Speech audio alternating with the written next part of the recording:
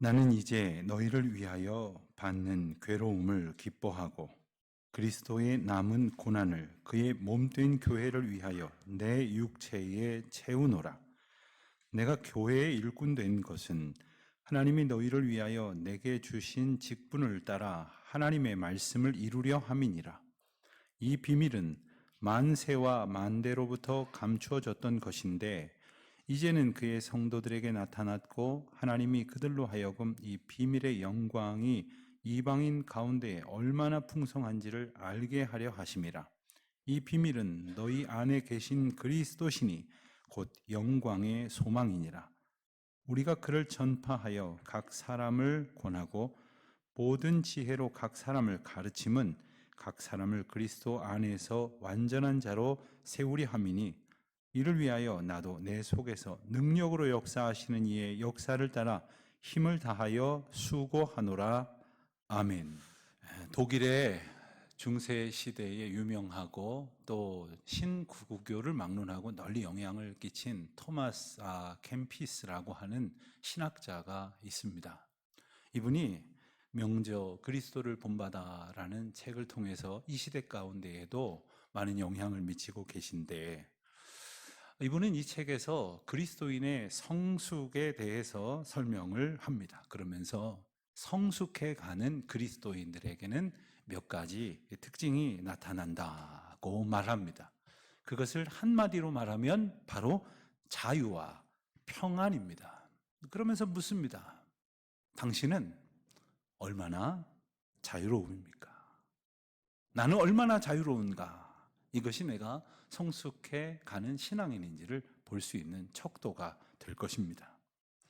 하나님께 속한 성도의 인격과 그리고 양심은, 그리고 그가 가진 모든 가치관은 세속에도 매여 있지 않고 어디에도 구속되지 않습니다. 오직 하나님의 은혜로 자유를 누린다는 것이죠. 두 번째로 묻습니다.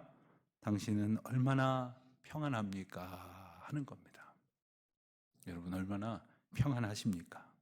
혹 우리가 육체적인 고통 중에 있어도, 혹은 마음이 아프고 뭔가 상실 속에 있다 하여도, 또는 결핍과 핍박을 경험한다고 해도 하나님의 백성들은 평안을 누리는 은혜를 얻은 자들입니다. 바로 이것이 성숙한 그리스도인의 표징이다, 이렇게 일깨워 주고 있는 겁니다. 그리고 이와 같은 그러한 믿음을 가지기 위해서 몇 가지 유의해야 될 것이 있다, 깊이 생각해야 될 것이 있다라고 네 가지를 소개합니다. 첫 번째는 바로 유익의 문제를 생각하라는 겁니다. 다시 말하면 내 유익에 얽매여서 생각하지 말라는 겁니다. 내 이익에 얽매이면 이미 자유를 잃어버리는 겁니다. 조금 내 이익과는 상관없다, 나는 좀 손해봐도 괜찮다라는 마음을 가지면서 다른 사람의 유익을 오히려 생각할 때에 우리는 자유롭고 행복하게 됩니다. 예컨대 물건을 하나 사면서도 어떻게든 깎으려고 하는 사람들은 이미 상대방의 마음을, 그의 인격을 상하게 하고 있는 겁니다. 전에 우리 서울로 예배당 지하에 서점이 있었습니다. 한 번은 서점에 들러서 그때 우리 교회 나오시던 그 사장님하고 이렇게 대화를 나누는 중에 표정이 좀 어두우셔요. 그래서 무슨 일 있으셨어요? 그랬더니 방금 전에 갔다간 어떤 손님이 막무가내로 깎아달라고 했다는 거예요. 서점이야말로 정찰제인데. 그래서 제가 좀 놀라는 표정을 줬더니 인터넷에서는 깎아주니까 깎아달라고 막 고집을 부린다는 거예요. 거기보다 더 깎아줘야 된다고 떼를 쓰더라는 거예요. 여러분, 나는 책이 필요한데 바로 가까이에 서점이 있으니 참 고맙습니다, 가까이에서 이 책을 가져다 두셨으니 참 감사합니다, 이렇게 인사는 못할지언정 그저 나의 이익만을 위해서 살아간다면 이미 그는 자유를 잃어버린 자인 것입니다. 나보다 남의 유익을 위하며 살아보십시오. 자유가 뭔지를 느끼게 될 것입니다. 두 번째는 소유의 문제를 생각해 보라 하는 겁니다. 무조건 더 많이 가지는 것만 생각하지 말라는 교훈입니다. 더 많이 가지겠다고 생각하는 순간 이미 자유를 빼앗겨 버리고 말게 됩니다. 하지만 내게 이미 주어진 것에 대해서 감사하고 또 그것을 잘 사용하고 나누고 그리고 베풀고 섬길 때에 정말 큰 기쁨과 자유를 누릴 수 있게 된다는 거죠. 세 번째로 우선순위를 잘 분별해야 한다는 것입니다. 여러분, 세상에는 필요한 것도 많고 그리고 중요한 것도 많습니다. 모두 다 챙길 수 있다면 이 모든 것을 다 가지도록 힘써야겠죠. 그런데 다 가질 수 없다면 중요한 것, 내게 소중한 것을 결코 놓쳐서는 안 됩니다. 어차피 다 가질 수도 없고 가진 듯 하지만 내게 영원토록 있는 것도 아니지 않습니까? 모든 일을 다 할 수 있는 것도 못 되지 않습니까? 그러니 내게 있어서 가장 소중한 것, 그 소중한 이름, 그 이름을 붙들어야 할 것이고 내게 가장 귀한 그분, 예수 그리스도만을 따라야 할 것입니다. 그때에 비로소 우리는 모든 것을 얻은 자의 자유와 평안을 누리게 될 줄로 믿습니다. 마지막 네 번째입니다. 오직 하나님의 뜻이 온전히 이루어지기를 바라며 사랑하라 하는 겁니다. 이 소망이 만일 내게 분명히 자리하고 있다면 우리는 기꺼이 내 뜻을 내려놓을 수가 있게 됩니다. 내 계획, 내 생각대로 되지 않아도 그만입니다. 그런 것은 흔적도 없이 사라져도 아무렇지도 않게 되는 겁니다. 오직 하나님의 뜻이 이루어지기를 바라는 마음으로 살아간다면 우리의 자존심도 중요한 것이 아니고 조금 손해를 보더라도 오히려 감사하고 행복한 것이니 이것이 바로 그리스도인의 성숙된 모습이다 하는 겁니다. 여러분, 신앙생활이 뭡니까? 바로 이러한 성숙을 향해서 나아가는 것 아닙니까? 그런데 교회 공동체로 모인 우리가 과연 어떤 삶을 향해 나아가고 있으며 또 곁에 있는 동반자들과 신앙의 동반자들과 어떤 삶을 나누고 있는 것일까요? 그리스도인들이란 바로 그리스도를 향해 그리고 그리스도의 인도하심을 따라서 살아가는 사람들이 아닙니까? 교회는 바로 그러한 사람들의 모임 아닙니까? 그러나 가만히 들여다보면 내 안에 그리고 우리 안에 교회 공동체 안에 그렇지 못한 것들이 너무나 많이 들어와 있습니다. 예컨대 십자가와 복음 이런 것을 이야기하면 다 아는 것인데 마치 고리타분한 것처럼 여기고 뭔가 눈에 보이는 어떤 행위라든가 어떤 세상 흐름을 따라잡을 수 있어야 된다는 그러한 생각들, 이런 풍조가 우리 가운데 가득하다는 것을 우리는 알게 됩니다. 말로는 예수 그리스도를 안다고 말하지만 사실 아무리 생각해봐도 그리스도와 상관없는 것처럼 살아갈 때는 또 얼마나 많습니까? 예컨대 우리가 그리스도에 대한 일반적인 지식이나 정보를 가지고 있을런지는 몰라도 성경의 이야기 몇 가지를 알고 있을런지는 몰라도 그분 예수 그리스도가 내 안에 거하셔서 내가 그와 함께 살아가는 삶을 살 수 없다면 복음이 주는 자유로움을 느낄 수가 없는 겁니다. 평안할 리가 없는 겁니다. 그러니 삶이 행복하고 기쁠 수가 있겠습니까? 혹시 우리가 그렇게 살아가고 있지는 않은지 날마다 말씀 앞에서 비추어 보아야 할 것이겠습니다. 오늘 본문 말씀을 보면 24절에서 바울은 자신의 기쁨을 고백을 합니다. 그것도 너희를 즉 골로새 교인들을 위하는 괴로움과 그리고 그리스도의 남은 고난에 참여하는 것이 내게는 기쁨이다 라고 이렇게 말하고 있습니다.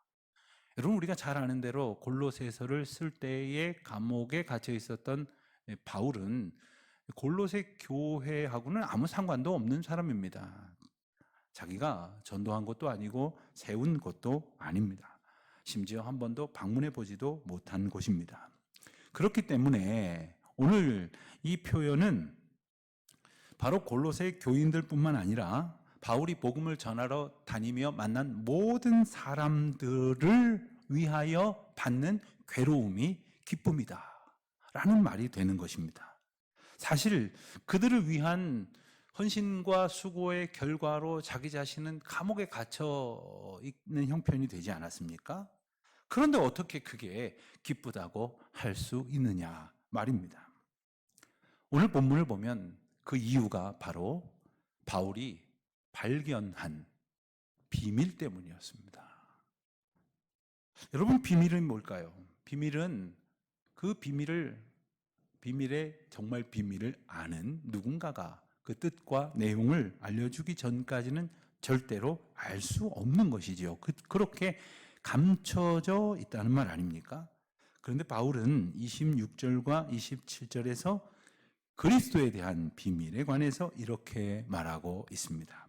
이 비밀은 만세와 만대로부터 감춰졌던 것인데 이제는 그의 성도들에게 나타났고 하나님이 그들로 하여금 이 비밀의 영광이 이방인 가운데 얼마나 풍성한지를 알게 하려 하심이라. 이 비밀은 너희 안에 계신 그리스도시니 곧 영광의 소망이니라. 이 말씀은 영원 전부터 모든 세대에 이 비밀이 감춰져 있었다는 뜻입니다. 자, 이런 비밀이 하나님의 백성들에게 이제 드러나게 되었다고 한다면 이것은 당연히 하나님이 뜻하신 일이 아닙니까? 그리고 하나님께서 하나님의 백성들에게만 보여주셨을 것이니 성도들만이 알 수 있게 하셨다는 것 아닙니까? 당연히 그 하나님의 인도하심에 거하는 사람이 아니라면 그 비밀을 알 수 없는 겁니다. 그렇지만 당신은 그리스도를 아십니까? 라는 질문 앞에서 대부분의 사람들은 뭐 그렇다고 대답을 할 것입니다. 심지어 세상에 살아가는 사람들 중에서도 나도 예수 그리스도를 안다고 어딘가에서 주워 들은 이야기를 가지고 이러쿵 저러쿵 하면서 예수님에 대한 일반적인 정보를 말하면서 안다고 그렇게 말하는 이들도 있을 것입니다. 그들 중에 어떤 분들은 심지어 교회 다니는 우리보다도 더 잘 알고 있을런지도 모릅니다. 사실 지식이나 정보라는 측면에서 보면 그렇다고 말할 수 있을런지도 모르지만 오늘 본문에서 바울이 그리스도에 관한 사실을 비밀이라고 표현한 진짜 이유는 무엇인지를 좀 깊이 생각해 볼 필요가 있습니다. 만일 세상 사람이건 교회에 속한 사람이건 누구나 다 모든 사람들이 다 쉽게 알 수 있는 것이라고 한다면 굳이 비밀이라고 말씀하지도 않으셨을 것 아닙니까? 다시 말하면 예수 그리스도는 어떤 분입니까? 라는 물음에 대해서 그래서 자기가 아는 대로 뭐 4대 성인 중에 한 사람이고 뭐 좀 성경을 아는 사람은 세상 죄를 대속하기 위하여 십자가를 지신 분입니다 라는 정도의 대답을 가지고 그리스도를 안다고는 말할 수 없다는 말입니다. 정확히 말하면 예수 그리스도가 누구신지를 진짜 제대로 안다고 말하려면 그분이 십자가를 지신 이유와 구원의 목적이요 대상인 바로 나 자신이 어떤 존재인 것인지를 아는 것에서부터 시작된다고 말할 수 있겠습니다. 바꿔 말하면 죄로 인해서 영원한 형벌에 처해질 운명이었으며 더 이상 그 징계가 미뤄질 이유가 없는 심판의 대상이었던 저와 여러분, 바로 우리가 그 심판의 피고라고 하는 사실을 똑바로 아는 것에서부터 구원자이신 예수님을 바르게 아는 일이 가능하다라는 겁니다.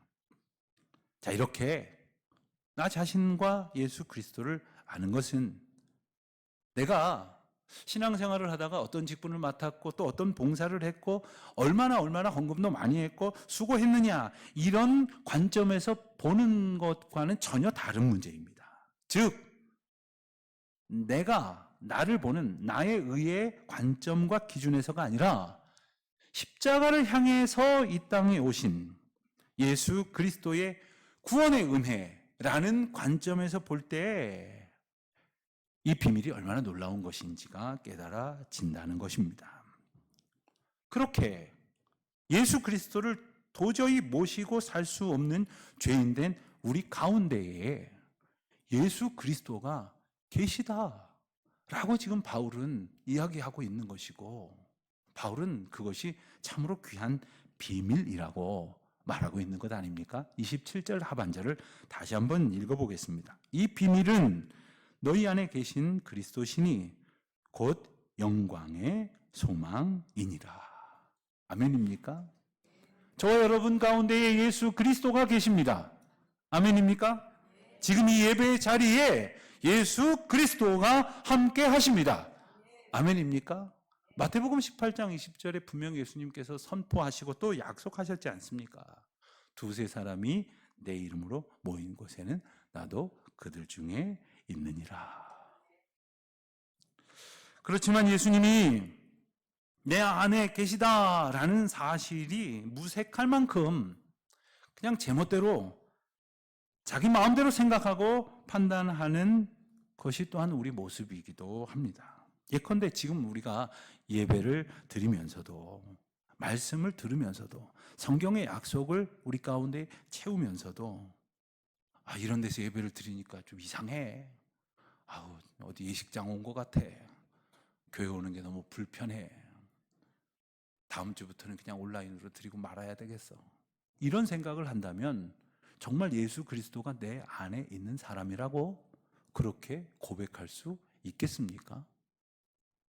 예수 그리스도가 내 안에 있다는 생각을 한다면 우리는 절망보다는 소망을 향해서 우리의 시선이 옮겨질 터인데, 어쩌자고 우리는 계속해서 예수 그리스도 없는 사람처럼 그렇게 생각하고 살아가고 있는 것입니까? 과연 우리는 예수님께서 내 안에 계시다는 감격을 고백하면서 그 기쁨으로 찬송하면서 살아갈 수 있겠습니까? 내 안에 계신 성령께서 마음껏 역사하시도록 주님은 놀라운 계획을 가지고 계신데, 오히려 내가 그것을 안 돼, 아니야, 없어, 안 돼 라고 부정하고 회방하고 있는 것은 혹시 아닌지 깊이 생각을 해봐야 한다는 겁니다. 바울은 이 놀라운 그리스도께서 저와 여러분 각 사람 안에 거하신다는 이 은혜를 비밀이라고 표현한 것은 바로 그것을 알지 못하는 사람에게도 그것을 깨달아지는 역사가 있기를 바라는 마음 때문이었습니다. 오랜 세월 동안 주님은 감추셨다고 했습니다. 그렇지만 하나님의 때에 하나님의 방법으로 예수 그리스도를 보내셔서 구원을 이루어 주셨죠. 바로 오늘이 아기 예수 탄생을 기다리는 4번의 주일, 대림절이라고 부르는 첫 번째 주일이기도 합니다. 실상 바울이 복음을 전했던 당시에, 그때까지만 해도 하나님의 구원을 얻는다는 것은 유대 민족에게만 해당이 된다고들 생각을 했습니다. 그렇게 유대인들은 주장했고 심지어 다른 이방인들도 그러려니 여겼습니다. 그래서 함부로 하나님을 비방하고 그리고 하나님을 믿는 유대인들을 멸시하며 우상 섬기기를 주저하지 않았습니다. 여러분, 그런 관점에서 보면 우리도 다 이방인이죠. 이방인들은 구원과 전혀 상관없는 자들로 그렇게 취급이 되었던 겁니다. 그런데 바울이 예수님을 만나고 그 예수님의 복음의 비밀을 깨닫고 보니, 하나님께서 드러내 보이시는 그 비밀을 알고 보니 모든 나라, 모든 백성에게 구원을 약속하셨고, 특별히 이 복된 소식이요 이 비밀을 전하라는 귀한 사명을 바울이 받았기 때문에 바울은 지금 감옥에 갇혀 있는 중에도 불구하고 기쁨 가운데 기꺼이 남은 모든 시간도 내 그 고난으로 내 몸을 채우겠다고 다짐을 하면서 이 글을 쓰고 있는 것입니다. 여러분, 이것이 바울이라고 하는 한 자연인의 결단으로 될 수 있는 일이겠습니까? 그의 힘으로 이루어질 일이라고 그가 말하고 있는 겁니까? 그래서 29절에서 바울은 고백을 하기를, 이를 위하여 나도 내 속에서 능력으로 역사하시는 이의 역사를 따라 힘을 다하여 수고하노라. 사랑하는 성도 여러분, 우리를 구원하신 십자가의 사랑을 우리가 알지 못했을 때에는 우리는 모두 실패자요 소망 없는 자였지만 정말 예수 그리스도가 내 안에 들어오셨다는, 여러분 가운데 예수 그리스도께서 함께 하신다는 그 은혜를 깨달음으로 인해서 구원 얻는 자의 감격으로 살게 됐던 것 아닙니까? 이제는 더 이상 우리 힘으로가 아니라 구원 얻게 하신 예수 그리스도의 보혈의 능력으로 살게 하셨다는 것 아닙니까? 바울 안에 이제는 하나님께서 함께 하셔서 그 일을 이루실 것이고, 저와 여러분 가운데, 우리 영화교회 가운데에 그리스도께서 함께 하심으로 하나님의 거룩한 역사를 이루어 가실 것이라고 약속하시는 것입니다. 바울은 28절에서 말하는 것처럼 각 사람을 권하고 그리스도 안에서 완전한 자로 세워가는 것은 전도자의 수고나 노력으로 되는 것이 아니라 하나님이 허락하시는 지혜로 말미암는다고 다시 한번 확증하고 있습니다.